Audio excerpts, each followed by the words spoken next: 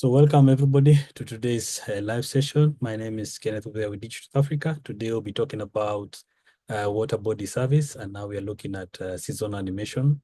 Last week we looked about a long-term animation. So a small background about the Digital Africa program, which was set up 5 years ago with the whole idea of bringing all countries together to enjoy this open data cube technology, connecting all the stakeholders to make sure they are connected using Earth observation. So we work with partners from across all the sectors, and these are our implementing partners. We have Afrigist in Nigeria. We have Agreement in Niger, CSC Suvin Senegal. We have RSMRD. We have OSS in Tunisia, and we also have Afrigeo as one of our partners. So this waterbody service is connecting all the countries. Over 700,000 water bodies for over 3 decades, as far as 1985. And it's helping countries to look at their water bodies over time, looking at that animation. We can see the trends. It's an example of Lake Victoria. We can see the trends when there were floods and the trends when there were droughts, and also empower the governments to work on their water management plans respectively. So this is just an example of just how to access the platform. On the Digital Africa maps, we have the water bodies, and you're able to add the service or even use it in your or QGIS or Esri programs, add the service, or even using Area API. In this case, I was just showing an example. This lake, Sulunga in Dodoma, Tanzania, for example. When we load the data, we can see the trend. When you click on it, you can see the identifier, you can see the trends from many years ago and where it has reached. And just moving to where Elijah lives, almost near Zambia, but in Botswana, we have the case of Lake Ngami, which has dried over time. And we can actually see the trends over time. When you click on it, this shared by one of the researchers at the University of Botswana, we're able to see the trends as early as 80s to the 90s, and currently the water bodies dried very much. And this work on the water bodies you can share with your friends, either on email or other social media platforms, and you can click the link respectively. Sharing is caring. So this is just an example of Lake Bungwelu in Zambia. We used this example for the recent training we had just a few weeks. And we had stakeholders from different countries, but more specifically for the case of Zambia, we are working with the International Water Management Institute and other partners to show how much the water bodies and the water table assessment. But now for the specific session today of seasonal animations, we're able to demonstrate how to generate your own animations that you can generate from this Waterbodies seasonal animation. Last week, we looked at the long-term animation, and for the short term, we incorporate rainfall information, which is a monthly CHAPS data, which is very key for any of our applications that we might have. And in these particular examples, these are the kind of the steps. We're able to select the water body of our choice, inspect this time series data, and load our GeoMAD, which is a cloud-free mosaics. And also we're able to load the cloud-free this is the cloud-free data GeoMAD, and also the monthly CHAPS data, and also develop a time series and compare this with our rainfall data. Very key to unlock what has happened. For example, the case of Lake Bungwela, looking at early as 80s to the trend now, which has been fairly okay, but notably some increased precipitation around 2022 or 204, then fairly stable, maybe some downtime around 2022, 2023, but fairly stable, as we say.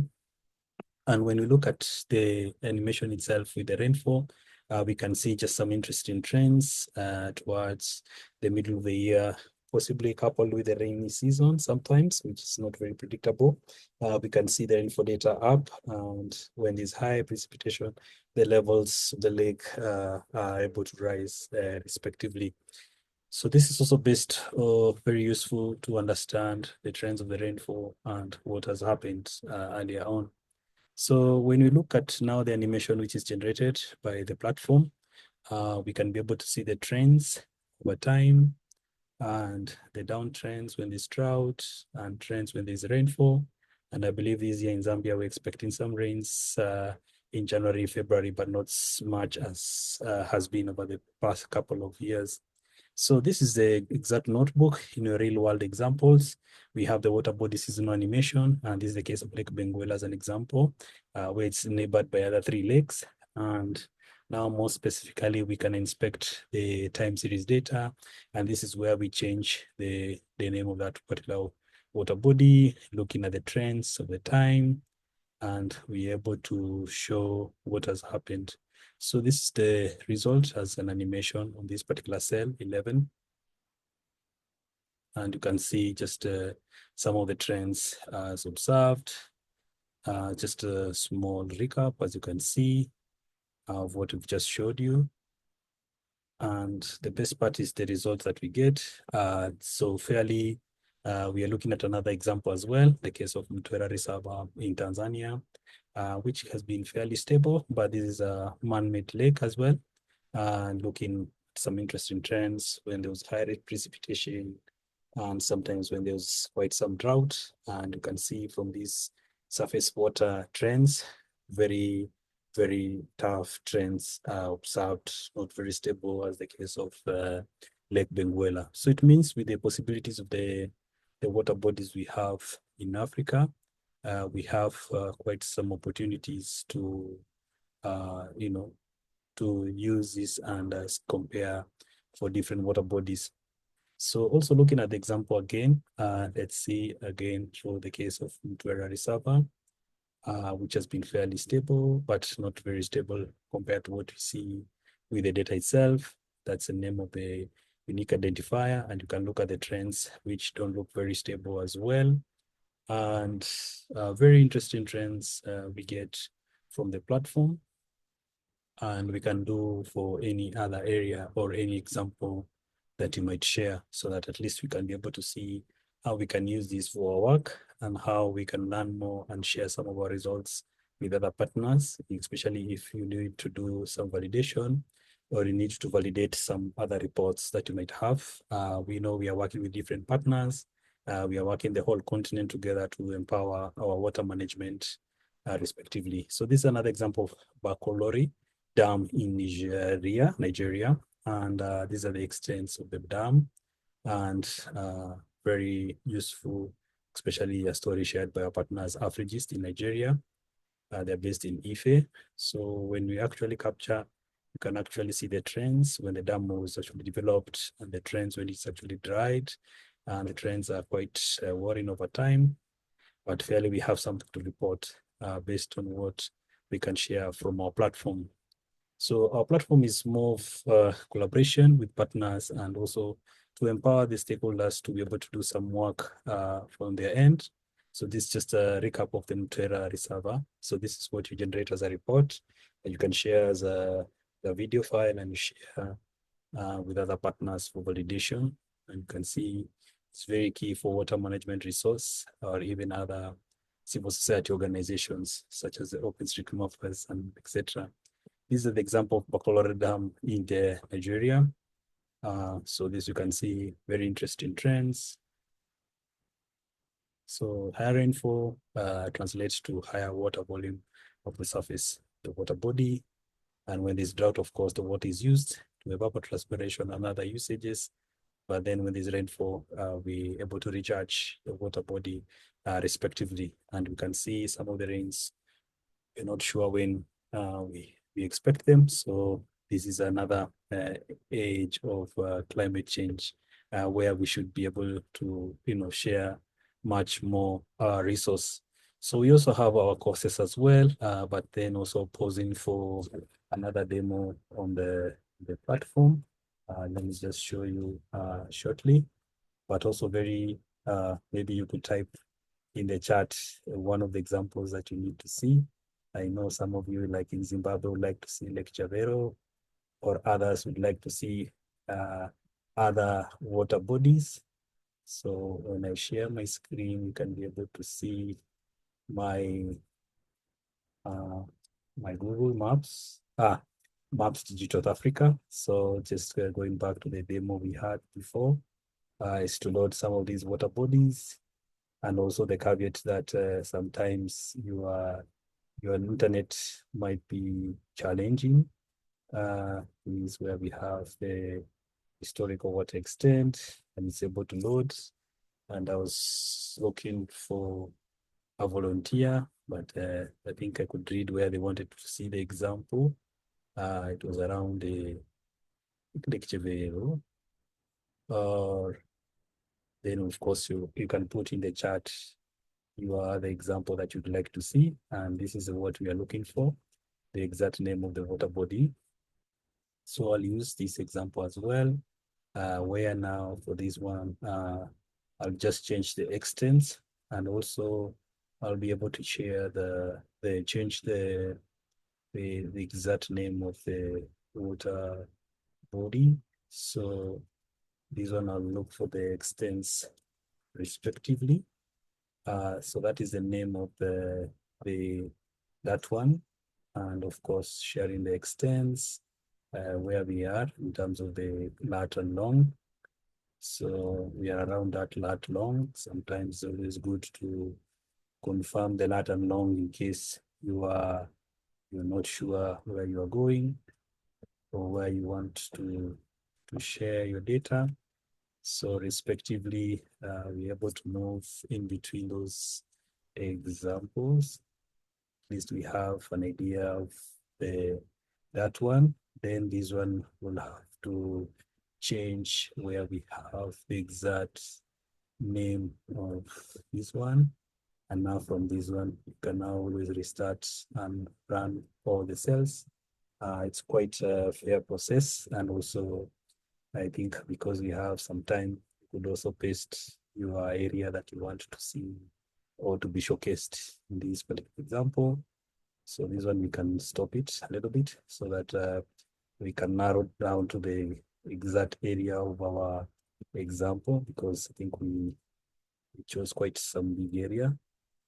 So this is quite interactive process, as you've seen, very interactive when you use the Africa platform. Just changing things here and there. And also just being careful in case you type things which are not in the right direction. Sometimes you might find such kind of challenges. So you could always comment on them, so that now you can actually copy the exact coordinates so that you can only run these two. And then the good thing with this one, you can run now just this cell to get how to fit to the extent, at least we are within. Then you can change the bond respectively. So we're not far off from that one. So we can choose somewhere now around here so that we can be within the bound box of 1. So that balancing, I know, is quite it's a good experience for everybody, just to see how you can do your examples. And you can see we're almost there. But I think I was in the other one, so I think I was in the wrong one. But it's always good to do these trials and make sure so I was choosing the lake next to it, so we can always do the rectification. That's the good thing with our Africa maps, and also the notebook, you can play around. Now we have the Chivero exactly where we want.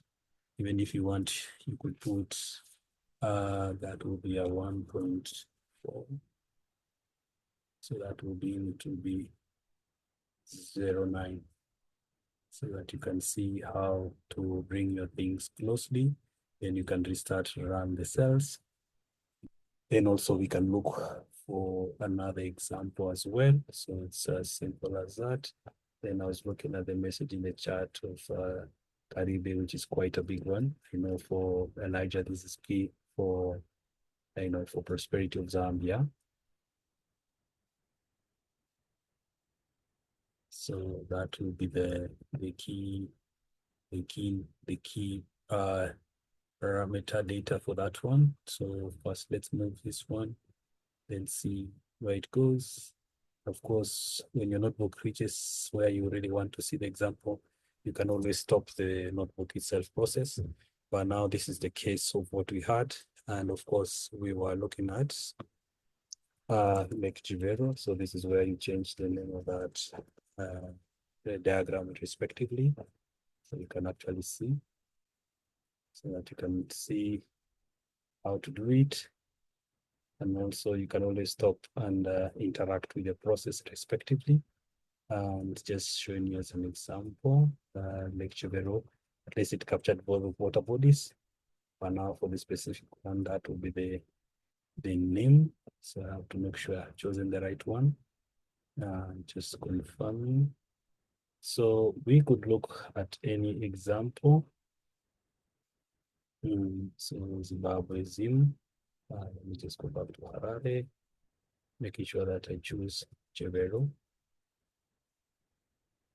It's the main source of water for Harare's, and our colleague Mongeni has done quite some work on this one. So first of all, I could just have to confirm it's the one which was highlighted. So this was the one which is almost the correct one. Then just going to the exact area and fixing the right, which is the right one. So this is the trends over time, some droughts observed, and when wet periods and recharges respectively. As you can see, those are the trends with the rainfall.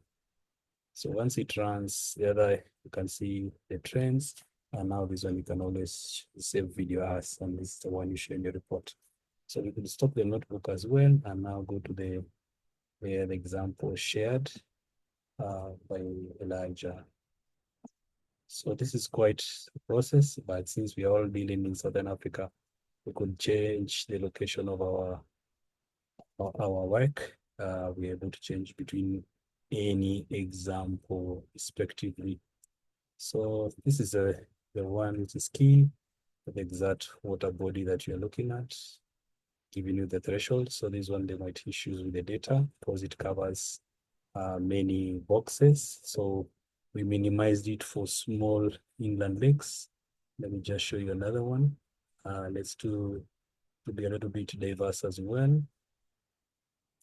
We had like gas, which is here.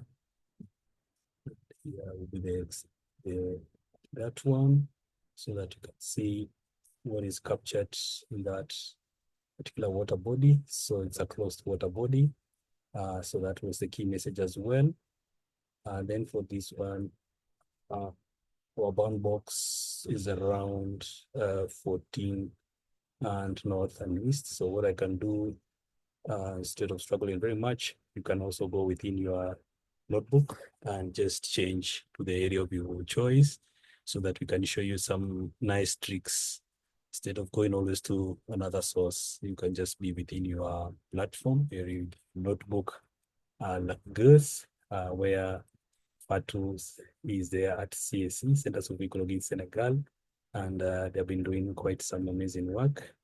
And Joseph will be able to demonstrate this in our session next week, same session in French, making sure that we leave no one and no place behind. So this one will give you an idea of how to come with the bound box. This one, as I remember, will go up to one box of 3, almost 24. But it depends on the zone. So just looking at a little bit south of the same.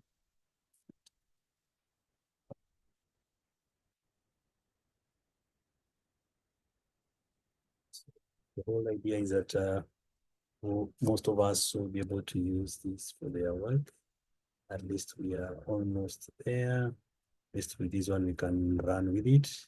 It's just a matter of running and starting, and it will give you the results for that particular water body. So that's how seemingly our platform is.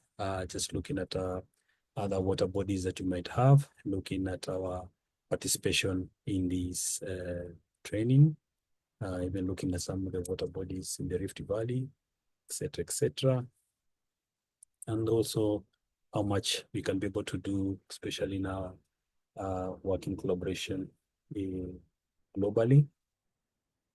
So it might take some time, but then we should remember, yes, you rename some of these things step by step. It should be running in the background, and just zooming in to say Lake gas itself, which is captured some of the water bodies, but at least this one is captured as its unique number. And that is this one, and it shows you how the trend has been quite dry sometimes in 97, 98, but fairly okay over time.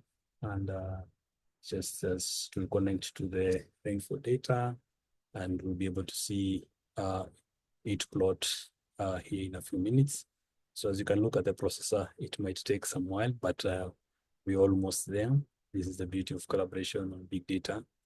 And also looking at other water bodies, since we are joined by diverse communities, I could see different water bodies over time. Very interesting. For example, where Francis Mensah is, could look at Lake Bosom Tui, an example, and there it is. Just the trend over time. Some dry times around 2018, 2019, but fairly okay. Could also look at others over time. So this service is for us to use. I think these was some of the reservoirs as well. And looking at the trends. So zooming in around Wager Reservoir, Lake Wager. Very interesting for all of Africa. Even I know Jokotola, who's joined us very late in New Zealand, but she's done some work in Nigeria. And it's very key to have this collaboration of everyone in Africa to make sure we are able to share some of our work. So this is the case of Lake Gas. Precipitation is not so good. So this one, when I run it again, it will be able to update the lake, the name, and the dates captured, and the screenshot that might be generated once it finishes, because I had interrupted it. So whenever you interrupt us, I'll just restart and run it, and it will complete. And also just giving you the resources, the platform, the services, the water bodies itself, and of course the videos, live sessions are shared with you, and also the training and help. We have the courses that we have, Introduction to Sandbox, and also we have the other courses, etc., etc. This is just where you log in with your email, and you're able to see your, you discover new, and you'll see all the courses that you can attempt. And also we have also the course Integrated Water Management with IMI, course on water bodies, and we continue to add more courses based on the feedback you give us, and also the live sessions. We share them on our Digital Africa channel, including one the live session last week by my colleague Joseph, and other sessions that we share with you, including special webinars with our partners. Just to finally now conclude with the presentation of today is to thank you so much for joining us today's live session. These are the many ways of connecting with us. These are the partners who've made our work possible. And here is a link to this form. If you scan it, connect, be able to connect with us at Digital Africa, making sure that we give you the feedback that you require to be empowered, and making sure that we connect with you every week in English and French. And very soon we'll be able to add other diverse language. So we thank our partners and all the viewers who've made this program possible. Thank you.